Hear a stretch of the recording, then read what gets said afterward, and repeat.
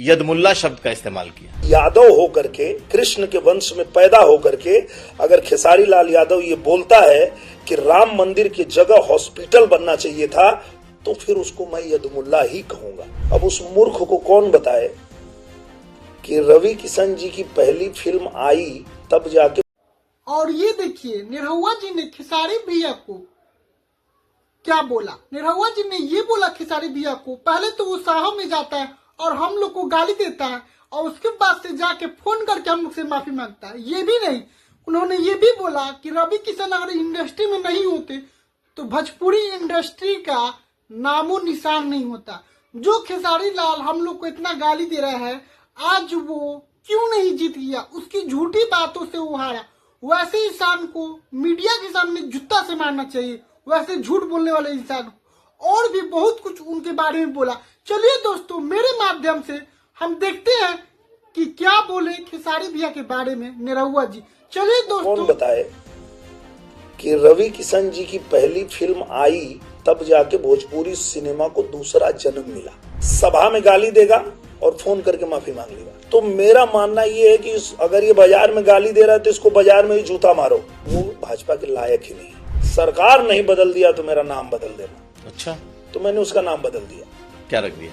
अहंकारी लाल यादव। मेरे पिताजी भी बिरहा गायक थे, मेरे बड़े भैया हैं बिरहा गायक हैं और बिरहा के सबसे बड़े गायक हैं, और वो समाजवादी पार्टी में है। आपको लगता है कि आपके भाई साहब को समाजवादी पार्टी या अखिलेश जी टिकट देगी? क्योंकि बड़ा इमोशनली वो जुड़े हुए हैं। वो तो इतने इमोशनल हैं कि वो रोने लगते हैं। वो मेरे खिलाफ ही यहाँ आके प्रचार करते हैं। आपके खिलाफ? यस, बड़ा बड़ा ये लोग मुंह बाते हैं। क्या पूछते हैं कि अहिर रेजिमेंट कब बनेगा?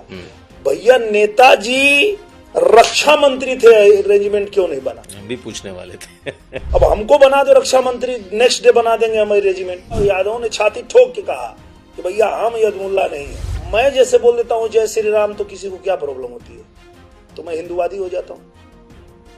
जब आप हर बात में इंशाअल्लाह बोलते हो तो आप, अरे चाहे जितना जोर लगा लो, चाहे जितना शोर मचा लो, जीतेगी बीजेपी ही, आएंगे फिर योगी ही, आएंगे फिर योगी ही। नमस्कार, यूपी तक के इस खास पॉडकास्ट यूपी की बात में आपका स्वागत है। मैं हूं कुमार अभिषेक और हमारे साथ हैं दिनेश लाल यादव निरहुआ। जी हां, भोजपुरी फिल्मों के सुपरस्टार, पूर्व सांसद और बीजेपी के अब स्टार प्रचारक।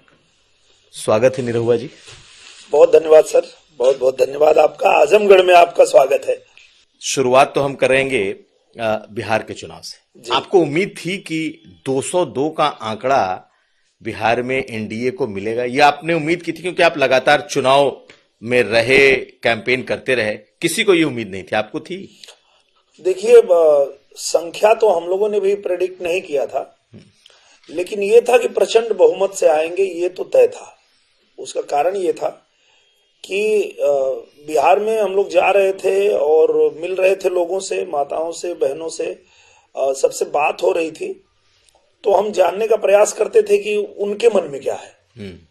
तो सबके मन की बात यही थी कि भैया हमको फिर से जंगल राज नहीं चाहिए, क्योंकि सबने देखा था बिहार को। और ये लोग जो महागठबंधन वाले दावा कर रहे थे वो पूरी तरह हवाई था, उनमें कोई सच्चाई नहीं थी। जंगल राज आपको लग रहा है कि अभी भी लोगों के दिमाग में जंगल राज ही सबसे बड़ा फैक्टर था वहां? ये बहुत बड़ा फैक्टर था, क्योंकि बिहार में जो माताएं बहनें हैं वो खुल के ये बात कहती थी कि वही बिहार है जहां 6 बजे के बाद कोई बेटी बहन घर से बाहर नहीं निकल पाती थी। उनको घर में खींच लिया जाता था कि भाई कोई उठा ले जाएगा, ऐसा जंगल राज था।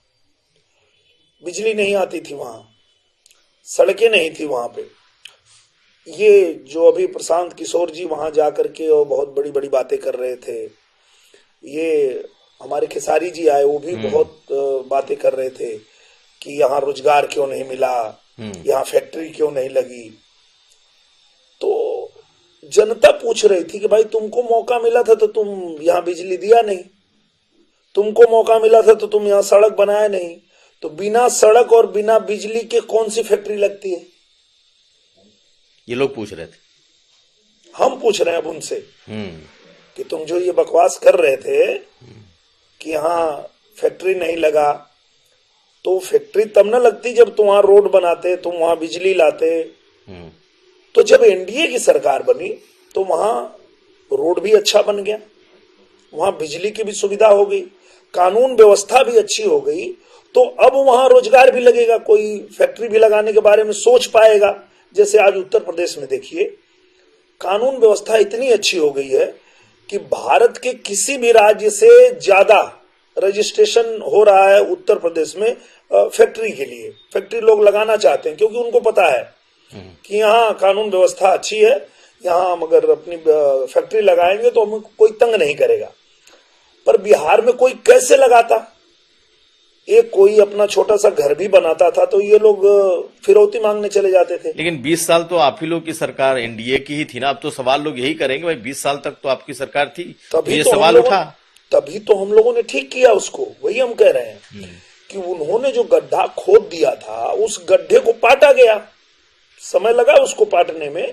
सड़कें आज देखिए बिहार की चमचमा रही हैं, बिजली की व्यवस्था अच्छी हो गई, वहां पे जो है इंफ्रास्ट्रक्चर देखिए आप बिहार का। तो अब जो है नई ट्रेनें भी वहां शुरू हो रही है, नई रेल लाइनें भी शुरू हो रही है, तो अब वहां पे फैक्ट्री भी लगनी शुरू हो जाएगी। लेकिन पूरा चुनाव और खास करके जितने